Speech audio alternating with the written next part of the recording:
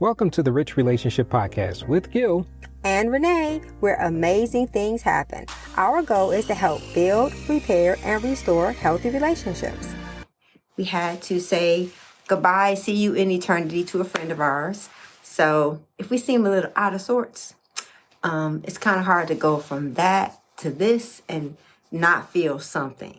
So we just want to tell you guys that tonight our episode is about the difference between personality and temperament. And a lot of times we think that they're the same. So I'm going to share a little story.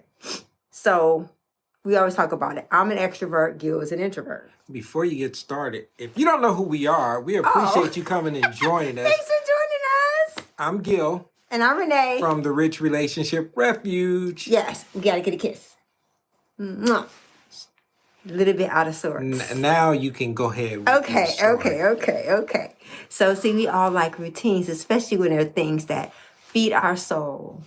And so a lot of times, you hear all these. So I'm an extrovert and Gil is an introvert. We always talk about like the belly button is either an outie or an innie. And so either you're an outie or an innie. And a lot of times when I was younger, people would say, oh, you remind me of so-and-so. You act just like so-and-so. Oh, you remind me of so-and-so. You act like so-and-so.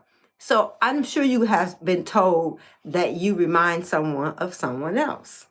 And that's because they probably share the same personality. But over the years of working with couples and being married to the same person, I realized that there's reasons why certain relationships do better than others. And I think that the missing link, we always talk about as far as getting to the root, I think that the root cause of why some relationships don't work well is because of your temperaments being different. And so what's the difference between personality and temperament? If I had to say it to make it real easy, your personality is like this outfit. It's my personality. It shows my personality. And you see Gil's personality, he's a lot calmer. You have the same colors. However, it's not your personality. It may be what's on the outside, but your temperament is what's on the inside. So we can both have different personalities, but our temperaments could be different. And so we're going to talk a little bit more about that. If you have questions about personality and temperament, if you have relationship questions, please put them in the chat. So, babe, what you think about all this? I was thinking, when you think about how does all this play into relationships, that's what we are really talking about. Because if you have a different temperament, obviously you're going to have a different personality, more than likely from your significant other. But if you have a different temperament, that can be sometimes an issue when it comes to. You got a piece of hair on you. It's okay, okay. It can be an issue when it comes to the relationship if your temperaments are different. You think so? Yeah. Or you think if your temperaments are too much alike? No, go ahead and elaborate on what you were just describing. Because one of the things I could say, like Gil and I, our personalities are totally different. However, the thing I realized is that while our personalities are different, which your personality is shaped by the things you go through, the things you experience, whereas your temperament is more your DNA. It's the way you were born. It's the way you were wired. So there are some things that are hardwired into your temperament. Like if you're the kind of person that you are easygoing, more than likely you're going to remain easygoing. Mm-hmm. If you're some person that is a hothead and everything sets you off, more than likely that is not something that's going to change because that's the way that's hardwired into your DNA. And so I do believe that the Word of God has a way of helping us overcome all of that. But I think that you can't ignore that there are certain things about the way people are that's kind of hardwired. Absolutely. And so what would you say as far has been your experience when you think about the things we've seen in couples? What have you seen to be like a recipe for disaster? If your temperaments are definitely different, it's going to cause a issue. You have to be like-minded. If you are like-minded, what we're talking about is, for example, when we first started dating, if we if Renee was very vocal and say we argued about little things, or when you're having a disagreement and she gets loud or he gets loud, if your temperament is one that your environment or that you don't respond well to that type of behavior, it's going to cause an issue if you don't address it. Right. You're going to have to change when it comes to how you interact with each other, and a lot of it is driven by your temperament.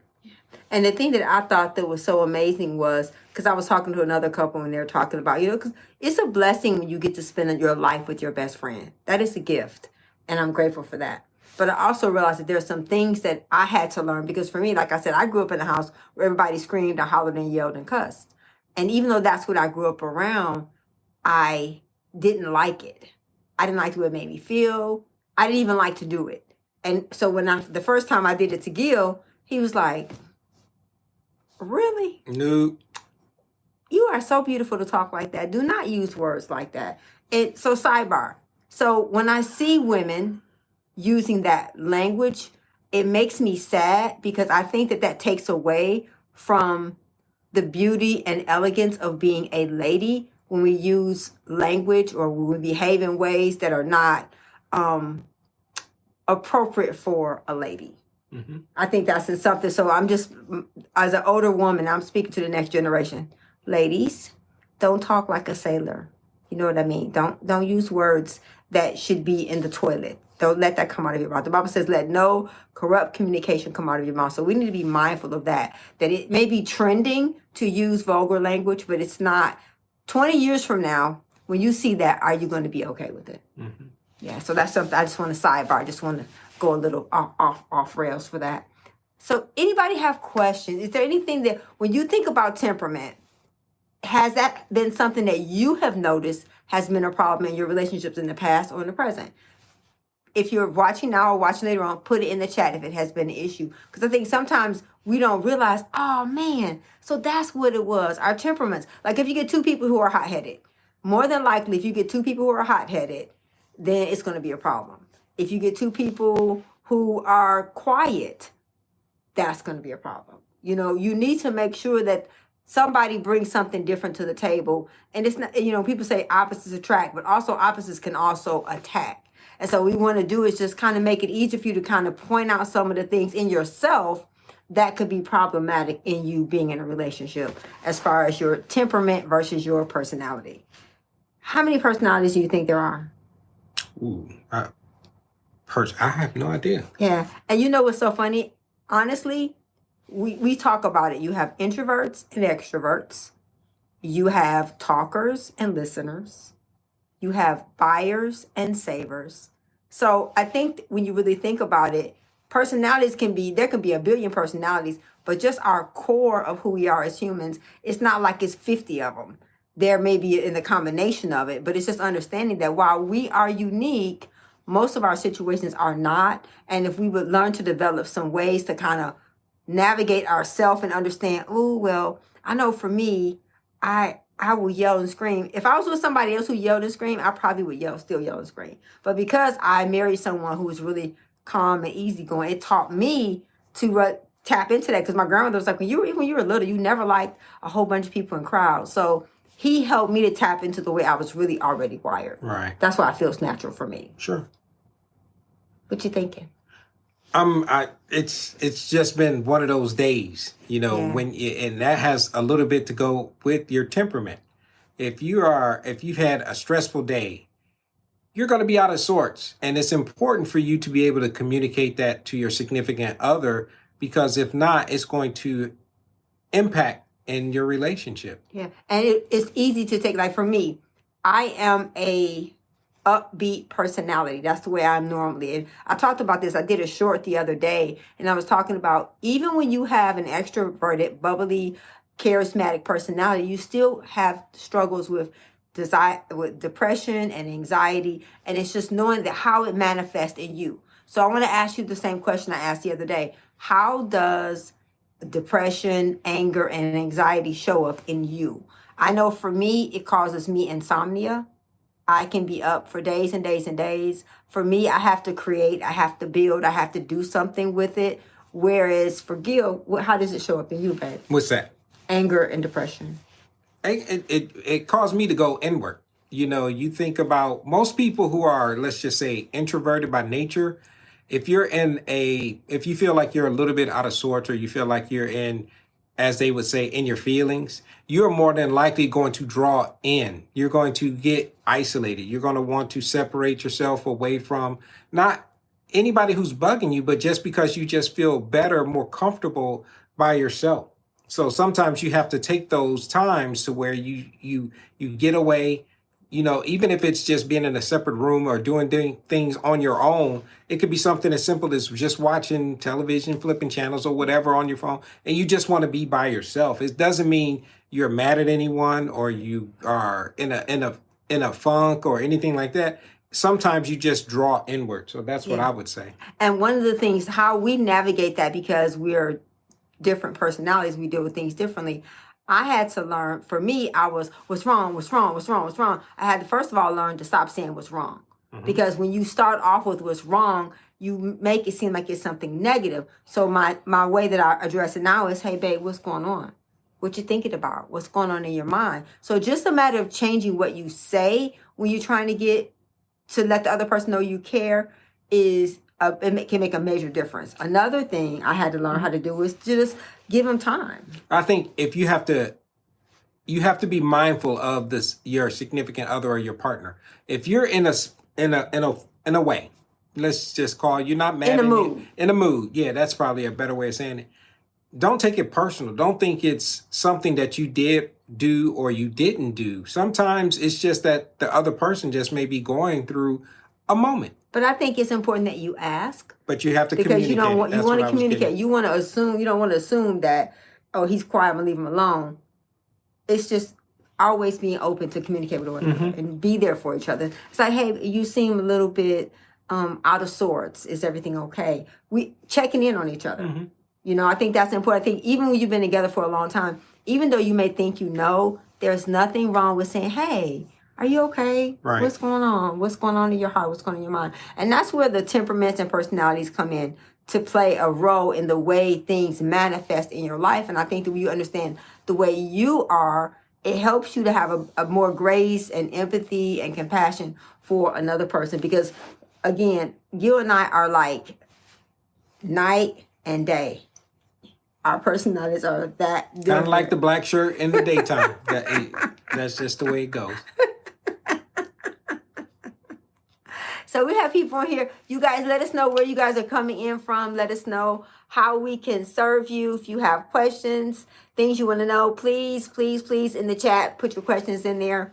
Have you had troubles distinguishing the difference between personality and temperament? And did you even know, because most people think that they're the same, but they're not. Have you in your own life had struggles with that? And how can we serve you in this area as far as really navigating, understanding your own personality and temperament, and then how to do it in relationships? Dallas in the house. Hey, Dallas. Hey, Dallas. Not that that's your name. We just acknowledging where you're coming from. Thanks for We watching. appreciate you saying we're a beautiful couple, but we just want to share into relationships. That's why we come on here every Saturday night at 8 p.m. Tonight's topic is the difference between personality and temperament. Do you know the difference? And has your temperament or personality caused you problems in relationships? And I think sometimes if you think about the temperament and the personality, we're more driven and being drawn to someone's personality. They may be very charismatic. They may draw you in, and they may be very mindful and thoughtful. And those are all characteristics, but it could also be a little bit of their temperament. If a person is an extroverted person, that's temperament. But if they're outgoing and jovial and all those things that kind of attract you from their personality, that is what draws you in. But over time, it's going to take a little bit of time for you to see a person's temperament. Yeah. And I think when you see someone's temperament, you see their temperament in traffic. You see their temperament when someone brings their order and it's wrong. You see their temperament when, like Gil was telling me, I was talking to a telemarketer. He said, you don't like telemarketers. No, I do not. I do not, because they're intrusive. And it's obvious in my tone and my temperament that I don't like them. So you don't want to ignore all those things in the beginning, because while someone's personality might be great, what is their temperament? Because really, your temperament is a reflection of your character. Mm. If you had to, what is it? Because your personality is going to change, because it's shaped by your environment and but your temperament is a reflection of your character. You know, maybe even thinking about it a different way, maybe looking at it from, how is your normal disposition? Mm-hmm. How is your countenance? Do you carry yourself on a day-to-day manner? Mm-hmm. That can be identifying what your temperament is like. Yeah. And I think a part of it is that, because like for Gil, like even when I was in labor and they called me, they called Gil when he was like, this brother right here, he is cool, calm, and collected. He could have been a surgeon. And I love that about him. And so many times we tell our couples, the very thing that you love and that you're attracted to, you may end up not liking it. Mm-hmm. Because again, the personality is like, it reflects the light, but the temperament is really who you are. And so while your personality may be great, what is your temperament? And I like the way what you said there, 5E. Yeah, I can shut off sometimes. I'm working on communication better with my partner. And that's exactly what you want to be doing, because if you're in a way that you need to be shut down, as long as you're not shutting down in the midst of a serious conversation or when things are really going on, that's not what you want to do, because there's an old psychological term, that nurture versus nature. Mm-hmm. Yes, we have come from different environments and we have different backgrounds, but all of the things that we do in our relationships are a choice. Yeah. When you think about, if you're in let's just say, not a confrontation, but a discussion that's pretty serious, and maybe it's not going your way, or you get into your feelings a little bit, not saying this at you, but I'm just saying in general terms, and you shut down. Is it because you didn't like what was said, or was it that you don't want to deal with it right at the present moment or the present time? Those are things that may be a part of your temperament, but you have to think about, what is it that you want to accomplish when it comes to the relationship? Like you just said, you want to get better at communication. Yeah. Well, that's going to require you to communicate, not just in the good times, but it's going to also require you to communicate when conflicts arise, where you can sometimes, especially someone who's maybe more laid back, you can take a step back and kind of de-escalate the situation and see it for what it really is. We see a lot of couples that are in the midst of a situation and their temperament kicks in, and they tend to start focusing on symptoms when they're in the midst of a discussion or a conflict. If you're focusing on symptoms and not what's really going on, the root cause of the issue, that's where you have to take a step back and say, okay, let's take a minute and let's look at this. Somebody has to be that level head to say, you know what? Let's take a step back and let's really focus on what may be the real issue that we're dealing with. And I think the thing that Gil and I learned, like for me, because I am so vocal and I have something to say and I have a billion words, I had to learn how to be quiet. Mm-hmm. I had to learn and I had to physically practice. It's like, okay, so today we are practicing being quiet, Renee. So Renee, today we are not going to talk when people are talking. We're going to listen. And that was how I learned to develop my ability to be a better listener. So like for Gil, you had to do the opposite. She had to actually, one thing that we shared, and this is something that we came across, how she had to help me in this capacity, was she asked me what I think, not what I feel. If she says, hey, how you feeling today? Fine. Good. I'm okay. But if she say, what are you thinking about? Oh, well, I'm thinking about this and this and this and this and this. While all those may be connected to the feelings, that's a whole different question. That's a part of my temperament. If I'm an analytical person and a conscious person and trying to think about certain things, she's going to get more out of me if she asks me, what am I thinking about versus how do I feel? Right. So I'm not saying all guys, most guys are thinkers more than feelers, not that guys don't have feelings, but if you really want to get something out of them, ask them what they're thinking versus what they're feeling. Yes, very much so. And a part of it, like for women, is when we tell you everything we're feeling, we don't want a solution. We just want you to listen.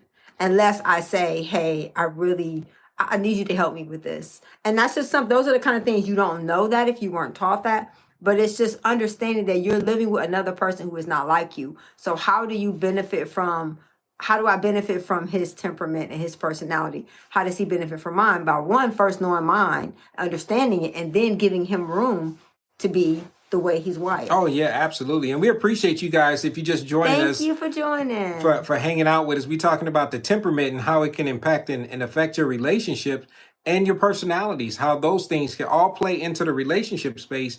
A lot of times these are the kind of conversations and topics we like talking about because it's not common to talk about. It's one of those small things that people don't even give thought about on a regular basis and how it is impacting their relationship. So that's why we bringing up these out of left field topics, because it matters. And those things pay huge dividends when it comes to how it can affect your relationship. Yeah. And I think a part of it, I was talking to someone, I was saying, Thanks, Renee. thank you. Is that Renee McCanty? No, Renee Feliciano. Oh, thank you. Thanks for joining us, Renee. We have another Renee too.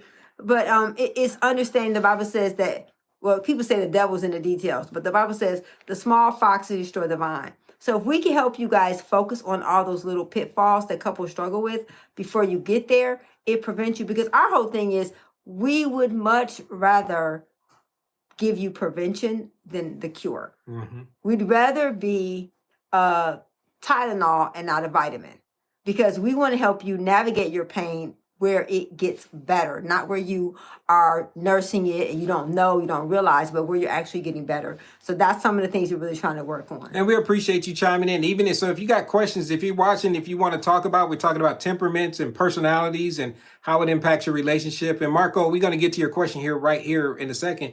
But I just want to introduce, if you want to talk about those things, just put it in the chat. And if we see it, we'll get to it. And as long as it goes with the flow of our conversation. And as long as it doesn't get inappropriate. So, and hello from, is that Serbia? Wow. I just want to ask for advice on how to stay calm and cool when someone always keep doing stupid, wrong things in public. And I can't stay calm in front of my girl. That's a good one. You want to start? So you're saying someone else is doing something crazy that it's not you. And you stay calm. Yeah. How do you stay calm and cool when someone is always doing something stupid or wrong things in public? And how do I stay calm in the midst of that? I would say this. I always say, when I learned to control myself, everyone around me changed. Self-control is the most powerful form of control, because when we're governing ourselves, we realize that whatever that other person is doing is not a reflection of me.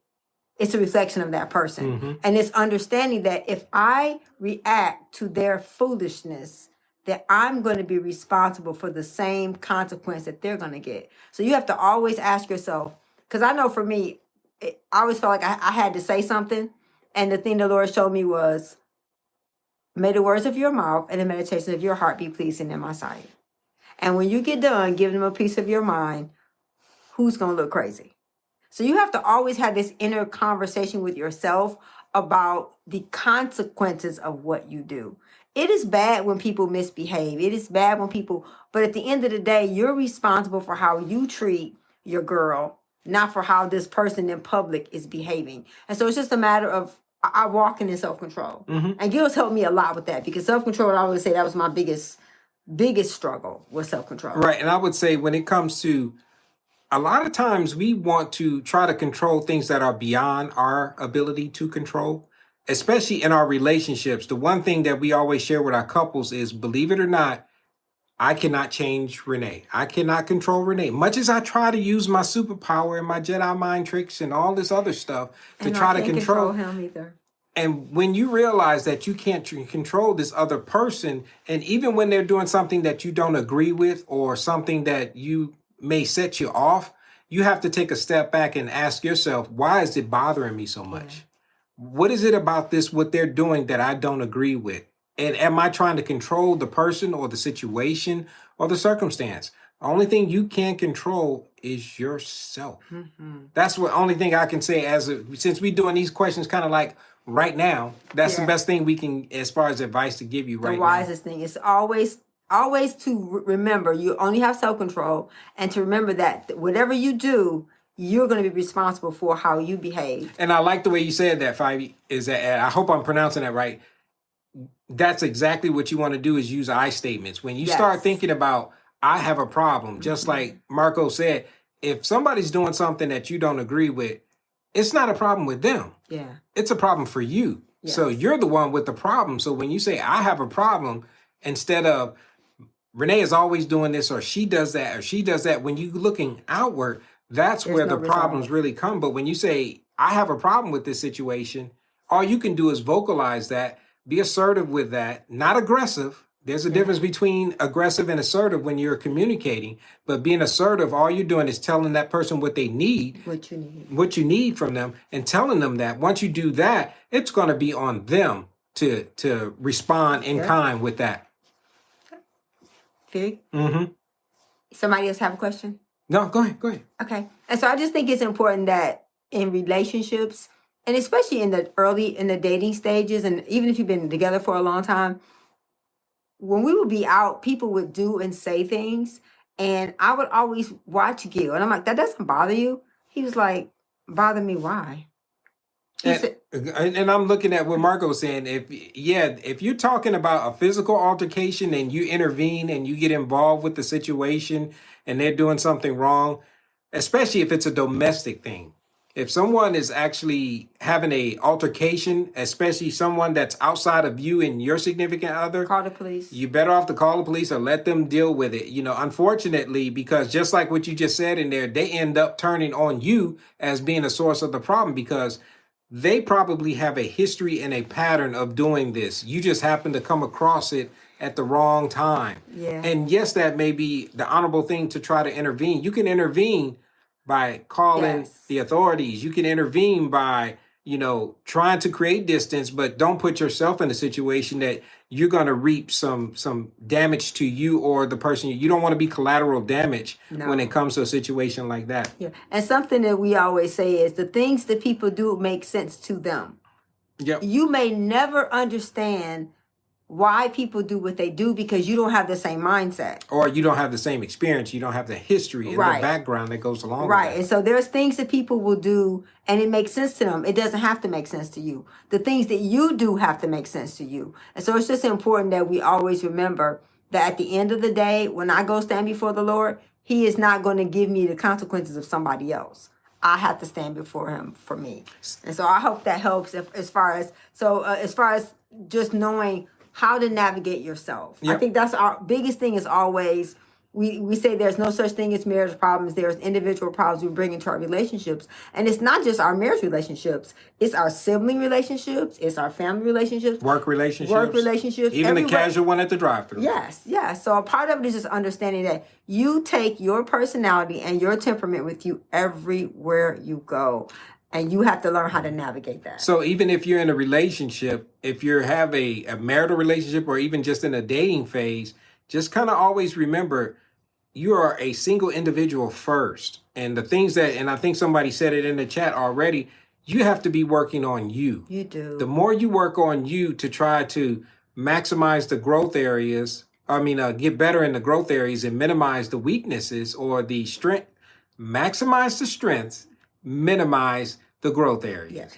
Focus on those things. That's where the real benefit comes in the relationship. If you have those growth areas that you have, that's where you want to focus on your effort and your energy and getting better in those areas to turn them into strengths, because it will make you better for the relationship as a whole. And it will, because you're not dragging your unpacked pain and the other person's. So sit with your own pain, unpack it, figure out why, because there's a reason why. I always say there's no such thing as road rage, because you were mad at home. Right. You were mad in the grocery store, you were mad in the bathroom, you were mad. And so we need to really get to, well, why is that bothering me so much? And I was just reading, we have another book, y'all. I was just reading it, and one of the things that I talked about was the way you unpack the pain of your past, you keep asking yourself why until there are no more questions. Why does that bother me? Well, why did that happen to me? We have to keep asking. We need to sit with why we feel the way we feel and ask questions so that we can get some answers so that when we go to someone, we know why we do what we do. That's an important part of being able to be healthy in relationships. So we appreciate you guys hanging out with us today. We try to keep this at about 30 minutes or so because we put out content on a regular basis. And just like what you were saying here, where can you find us? Where can you reach out? Why don't you give them the rundown about where you can find us and reach out? We have a new app. If you have an Android phone, you can go to the Google App Store and put in Rich RR Marriage Mentors. We're working on the Apple one. Right now, our website has changed. Our website is richrrmarriagementors.com. So if you want to reach us, you have a question or anything, you can give us an email at help@richrelationshiprefuge.com. That's our email. And again, our website is Rich RR Marriage Mentors. You can go to our website and we can help you. You can go get our app. We have books. We have a YouTube channel. We have podcasts. Any way we can serve you. And we also do one-on-one sessions. So please, we would love to be a part of your relationship journey. And so you can reach us here. We do this one every Saturday night. Yes, at 8 p.m. And so that's where we're at. But we also on the YouTube platform, we got all the videos and all the things out there. You can catch us. Watch some of the other You ones. can catch us anytime you want. Anytime you got some free time, we always say you want to stick us in your ears. We got a podcast out there with over 100 episodes. So 100 plus episodes, so you can catch that. So however you want to do it, whether it's through your phone, through your streaming, while you're walking, while you're at the gym, while you're doing all that stuff. Take us with you. Or if you just want to sit down and binge watch, that's cool too. Because that's why we do this. We just want to make deposits into people's relationships that's on a positive side. Because if you want the drama and the craziness and all the other stuff that goes along with relationships, sorry. That's not us. We don't do that part. You know what I realized? There is an ocean of information. Yes. We are providing wisdom from our marriage, 35 from years. our relationship with God, 18 years of working with couples. from our marriage, from our years of working with couples, and for our desire to make sure people don't go through this marriage life alone, this relationship life alone. So we appreciate you guys. We will see you guys next week. Next Hopefully Saturday you got something out of this. at 8 p.m. Central Standard Time. We love you. Please watch more of our long content. Just sit and binge it. It'll help. It helps. The algorithm is really the audience. Mm-hmm. We want our audience to have more content, more things to watch to help us to have better relationships. So we love you all and we love serving you guys. We will see you guys next Saturday at 8 p.m. Unless I go live. We're going to go live throughout the week too. So remember, we're stronger together, guys. And you are more than enough. We love you guys. Thank you so much for watching. All right. Later. See you guys next week. Share this video. Leave us comments. Watch more of our long content on YouTube. We create long content because we want to give you more than just 30 seconds or 15 seconds. So we try to make it at least 30 minutes. Now remember, we're stronger together. And we love you and you are more than enough. So we'll see you guys next Saturday. Bye. Thank you for listening. Thank you for your investment in time. Remember to subscribe to the show and hit the notification icon to be notified when new episodes are posted on the podcast platform that you're listening from. Or you can always find us on our website at richrelationshipsus.com or our YouTube channel, Rich Relationships with Gil Renee. If you found this podcast helpful or you think it could help someone that you know and care about, please pass it along and share it with them.